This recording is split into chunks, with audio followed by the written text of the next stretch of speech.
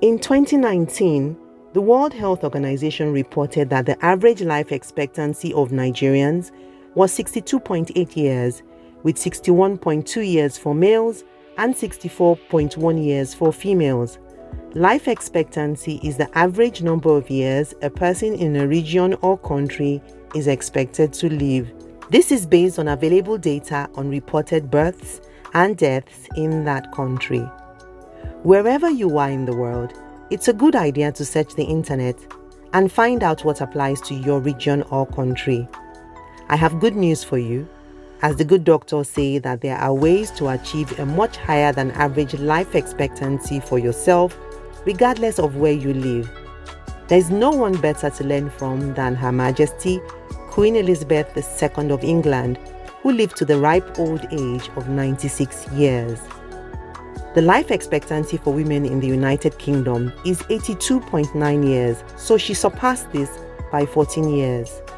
This got me thinking, so if I end up living as long as 96 years old, that will mean that I have only lived a little over half of my entire life so far. I need to do some serious thinking and replanning. From an article by Emma Dooney published in womanandhome.com on the 11th of January 2022, we learned that the Queen's sleep and exercise routine could have been the reason for her long life according to health experts. Her Majesty, who turned 96 in April 2022, followed a strict bedtime and exercise routine for decades until her recent demise on the 8th of September 2022. Her Majesty typically retired to her slumber at about 11 p.m. to guarantee a solid 8.5 hours of rest and arose every morning feeling refreshed and ready to take on the day. Research has shown that lack of adequate sleep over time can lead to a shortened lifespan, with those averaging 5 hours of sleep or less significantly increasing their risk of mortality. Her Majesty apparently took regular walks around the grounds of Windsor Castle or Buckingham Palace with or without her dogs. She had also long been fond of horseback riding. Good Housekeeping in November 2020 published a book review of Long Live the Queen, a book by Brian Kozlowski. This new biography revealed all the subtle ways the Queen had reportedly managed to age so gracefully. Here are 7 of the 12 life lessons which Her Majesty Queen Elizabeth II followed for good health.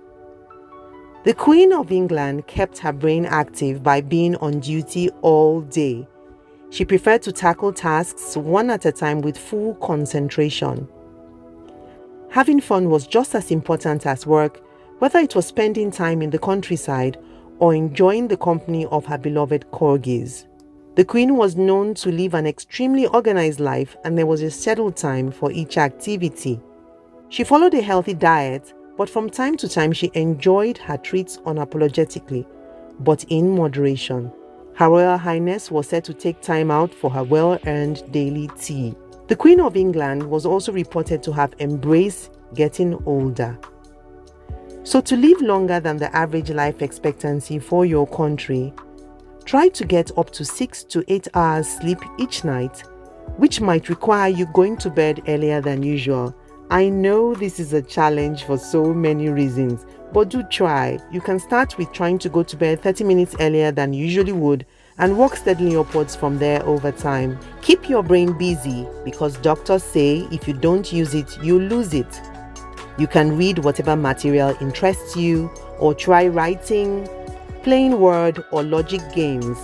Medical experts say playing memory games or learning a new language can prevent the onset of dementia and Alzheimer's disease. Exercise. Doctors recommend 30 minutes of moderate physical activity each day, or at the barest minimum, a total of 150 minutes every week. Exercise makes you feel better, look better, and live longer. Find time to take a break at intervals. Keeping some constants in your life. Have a routine for everything. Embrace getting older. I can totally relate to this, as I am absolutely enjoying getting older. You know yourself better, you know what you want and what you don't. You find that you can actually say no to unsolicited drama and stress. And that wraps up our time together today. Next up is more information about forming good habits. Subscribe to ensure you don't miss it. Please share with everyone you know so we can help save lives. Thank you for listening. Remember to be your sister's keeper. Please feel free to make a comment or contribution via our socials at sisterskeeper42 and email sisterskeeper42@gmail.com. Take good care of yourself, and I look forward to talking to you soon.